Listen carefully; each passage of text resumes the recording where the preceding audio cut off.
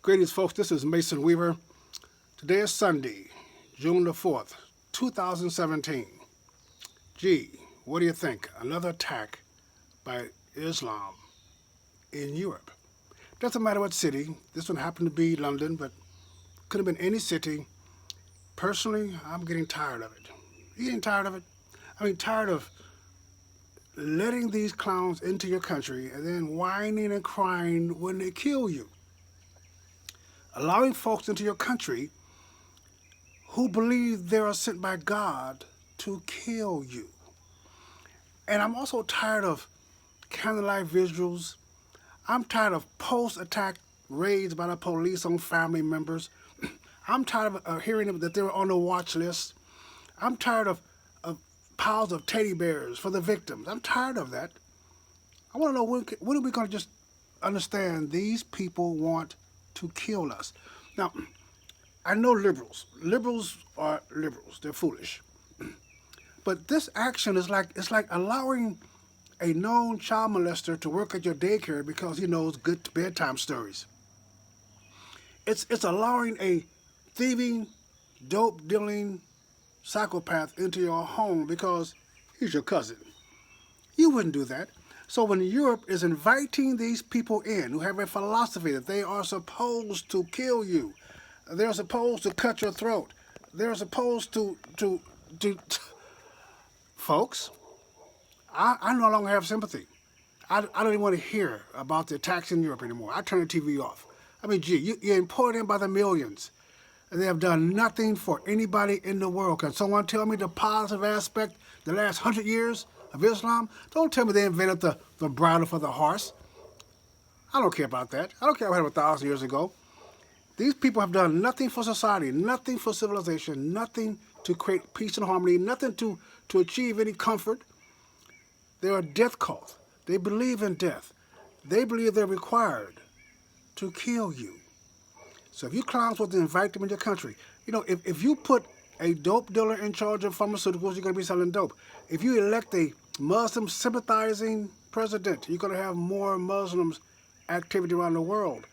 We are trading with them. We're giving them oil money. We have more oil in America than almost any place else. But we're buying them from Muslim countries. Why? What do they buy from us? What do they buy from us? Our computers, maybe?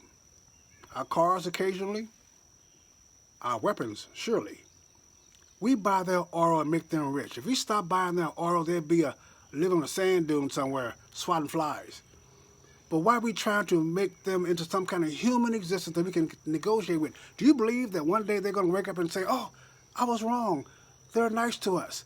Do you believe liberals are going to wake up one day and say, boy, I made a mistake about those Muslims. We got to do something? No.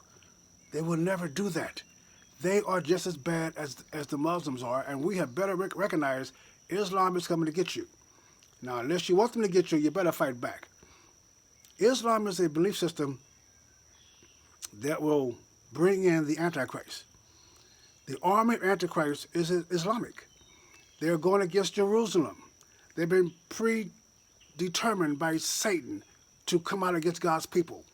They're going to have the battle of Armageddon will be Islamic fighters when Jesus Christ comes out of Jerusalem after splitting that mountain in half and walk off that plain of Mount of Ascension and speak with a two-edged sword, open his mouth up, and they will die. That's Islamic army. And they're going to sit there for 1,000 years watching the monument of their defeat. They have to go every year to see where God defeated them. They have to look at it every year for 1,000 years. And for 1,000 years, they're going to see us in the New Jerusalem with the rivers flowing with milk and honey and the leaves on the trees giving us eternal life. They're going to see it every day. And for 1,000 years, they're going to remember their defeat. And then Satan gets out of prison, out of hell, and goes back to those same people whose hearts are so dark, he can tell them, we almost had it this time. We almost defeated God this time. Let's go get him again. And they're going to say, yeah, let's go do it again.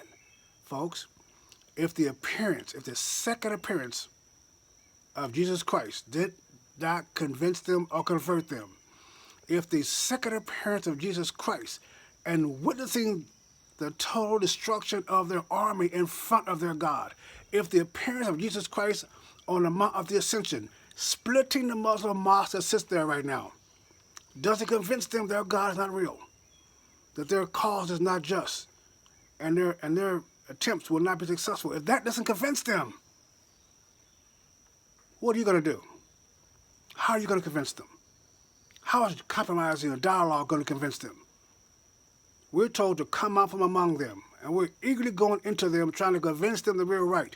We're so arrogant that we believe that our very presence is going to help them while they're coming in and killing your children and slaughtering your babies and disrupting your commerce, trying to destroy your culture. This is not a battle between civilizations.